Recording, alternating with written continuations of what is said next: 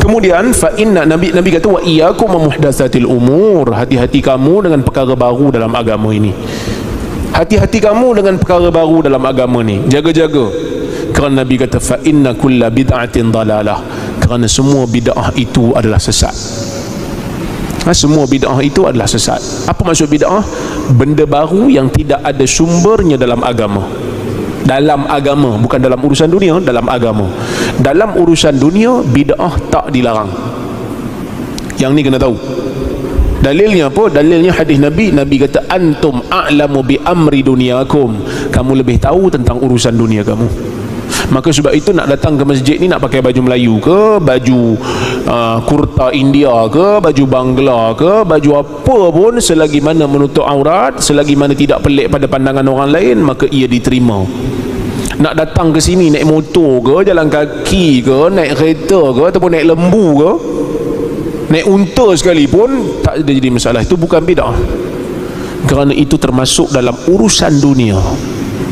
Dalam urusan dunia yang Allah subhanahu wa ta'ala benarkan untuk kita membangunkannya. Dia jadi masalah ni apa dia? Menjadi masalah ni bila mana agama itu telah dipakejkan, kita boleh amal tanpa kita perlu gunakan sifat inovasi dan kreativiti untuk berubah agama tu. Sedangkan agama tak perlu diubah, supaya kita boleh gunakan inovasi kita pada urusan dunia. Kerana kan manusia ni kemampuannya terhad, supaya kita innovate benda-benda dunia, majukan dunia ni, buat kipas, buat lampu, buat masjid cantik-cantik, buat kereta. Tapi masalah kita ni terbalik. Kita fikir macam mana nak renovate agama sehingga kita jadi mundur dalam urusan dunia. Sebab apa fikir macam mana aku nak ubah agama ni? Maka sebab itu Nabi tak bagi. Nabi kata semua benda bid'ah itu adalah sesat. Itu bid'ah dalam agama, bukan bid'ah dalam urusan dunia, bid'ah dalam agama. Bid'ah dunia, bid'ah hasanah. Bid'ah agama tak boleh. Apa maksud bid'ah dalam agama? Benda baru yang tak ada zaman Nabi, yang mana Nabi tinggalkan tanpa ada halangan pun. Kalau Nabi nak buat, tak ada halangan pun, dan tak ada keperluan pun untuk Nabi buat. Ada keperluan untuk Nabi buat, tapi Nabi tetap tak buat, maka ia bid'ah. Nabi tinggalkan satu benda di zaman Nabi, ada keperluan untuk Nabi buat, tapi Nabi tak buat. Tak ada halangan untuk Nabi buat, tetap Nabi tak buat.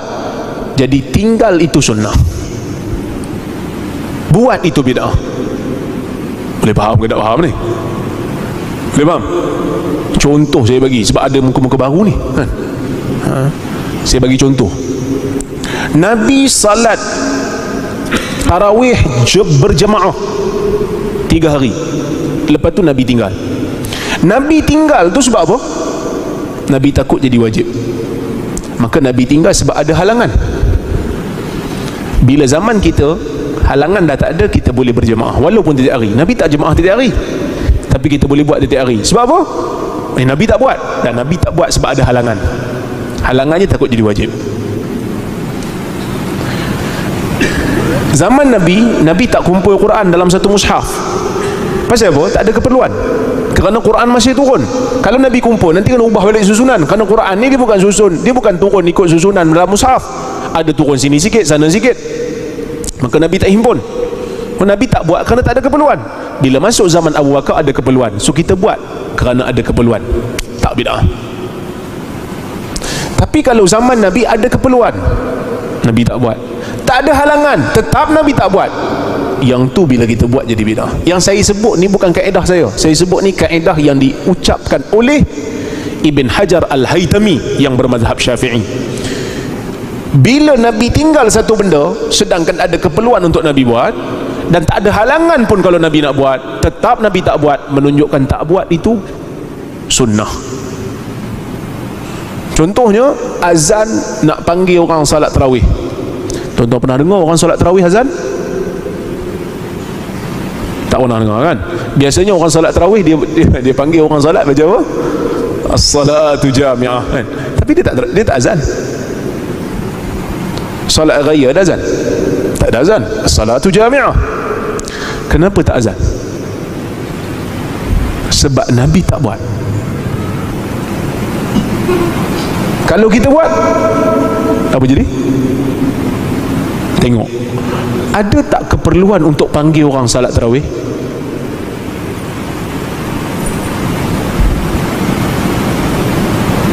Solat raya lah, ada tak keperluan panggil orang solat raya? Ada kan? Adalah. Sebab Nabi suruh solat di tanah lapang. Nabi keluar, Nabi perintahkan perempuan semua pakat keluar. Okey. Keluar. Ada keperluan untuk panggil. So azan tu patutnya ada keperluan lah, tapi Nabi tak buat. Ada tak halangan? Halangan apa? Kalau Nabi buat sekali pun tunjuklah itu sunnah. Tak ada halangan pun. Tetap Nabi tak buat. Tiba-tiba ada orang pergi azan untuk solat raya, kita kata iya bidah. Boleh faham? Dia kata, apa salahnya ustaz, kan benda baik. Suka kacau orang ibadat. Ni semua ni muka malah ibadat. Tuan-tuan, pergilah cari benda-benda bid'ah dalam kitab fiqh. Semua berkaitan ibadat. Kalau tak berkaitan akidah, dia berkaitan ibadat. Kerana bid'ah ni benda yang berkaitan dengan ibadat. Kalau benda tu tak ada kaitan dengan ibadat, tu namanya maksiat. Dia ada beza kan zina dengan bid'ah. Ada orang kata zina ni bid'ah hukumnya. Mana ada? Zina tu maksiat. Bid'ah ni benda ibadat yang orang buat tanpa ada contoh. Niat baik apa ustaz? Memanglah niat baik sebab dia ibadat. Mana ada orang buat bid'ah niat tak baik? Orang kalau niat tak baik, dia pergi buat maksiat, dia tak buat bid'ah. Tapi niat yang baik itu telah menjadikan dia tersilap sehingga dia beragama tanpa disiplin. Agama ni ada disiplin. Kalau semua nak fikir pasal aku buat ni baik ni boleh kot, maka tak perlu Nabi turun untuk ajar ibadat. Maka tak boleh hanya berpada akal kata baik kita anggap ibadat, akal kata baik kita anggap ibadat. Tak boleh. Nak melazimi satu ibadat dengan bentuk yang khusus, perlu ada dalil yang khusus. Melazimi bentuk yang khusus ni maksudnya kita melazimi benda tu seolah-olah dia ada dalil khusus tentang tak berkenaan dengan benda tu. Dan kita kata sunat ni, amalan begini sunat. Yang tu jadi masalah. Tapi kalau kita amal melazimi satu ibadat kerana inisiatif kita sendiri, bukan kerana kita anggap benda tu berfadilat, yang tu tak jadi bid'ah. Contohlah, saya setiap hari Isnin malam saya khusus baca Quran dengan anak saya. Isnin malam ni saya baca Quran dengan anak. Pasal apa Isnin malam baca Quran dengan anak? Malam tu saya tak ada kuliah. So saya ada explanation. Maksudnya saya punya jadual yang mengatakan tak apa, kerana hari ni bukan kerana saya ada fadilat, tapi kerana hari ni saya tak ada kuliah, hari ni je free, so saya baca Quran lah. Macam kita belajar lah kan, hari Isnin kelas ulum hadis, hari Selasa takwil Quran, hari Rabu ijaz Quran. Itu bukan bid'ah, itu pengurusan. Berbeza kalau dia melazimi satu bentuk ibadat pada waktu khusus. Tapi bila orang tanya pasal apa hang buat hari ni, yalah malam Jumaat kan. Yalah pasal apa malam Jumaat baca ni? Malam Jumaat mestilah baca ni, ataupun malam Jumaat ada fadilat baca ni. Sehingga bila kita nak ubah, dia jadi masalah.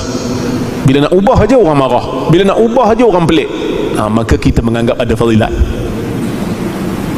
Reaksi itu dah menunjukkan kita percaya ada fadilat. Selawat antara tarawih umpamanya yang kita buat tu kan, selawat antara selawat ni boleh je, kita nak selawat bila-bila pun boleh. Tapi menetapkan selawat antara tarawih dengan menganggap itulah bentuknya, sehingga bila orang datang orang kata tak apalah kali ni kita tinggal kejap, buat zikir apa-apa sendiri-sendiri, dia punya marah, menunjukkan dia percaya ada fadilat, maka benda tu dia jadi bid'ah. Ini yang disebut oleh Asy-Syatibi dalam kitab dia Al-I'tisam. Jadi benda-benda ni kena faham tuan-tuan. Tapi bila Nabi yang kata bid'ah dalam neraka, bukan saya yang kata. Nabi kata semua bid'ah sesat. Yang semua bid'ah dalam neraka tu ada hadis tapi tak sahih. Dia sabit daripada kalam Umar, semua bid'ah dalam neraka. Tapi Nabi sebut semua bid'ah sesat. Jadi bila kita kata amalan tu bid'ah, kadang-kadang orang ni disensitif. Macam mana sensitif? Bid'ah masuk aku dalam neraka lah. Tak, awak belum tentu, kerana neraka bukan saya punya. Kalau saya punya, bukan kata hari ni, lama dah saya masukkan. Mungkin dia geram kat orang tu lah. Tapi neraka bukan saya punya untuk saya masukkan awak. Amalan ni bid'ah pada saya. pada penilaian saya, yang mana ulama yang saya ikut, awak belum tentu, mungkin Allah ampunkan awak dengan pahala lain yang banyak yang awak buat. Serupa kita tengok orang berzina, berdua-duaan berzina dalam semak, kita pun jerit, oi berzina haram berzina ni, tiba-tiba dia bangkit, tak sempat pakai baju dia bangkit, oh maksudnya aku ni ahli neraka lah. Kita kata belum tentu, mungkin kau ada pahala lain, tapi perbuatan zina ni haram.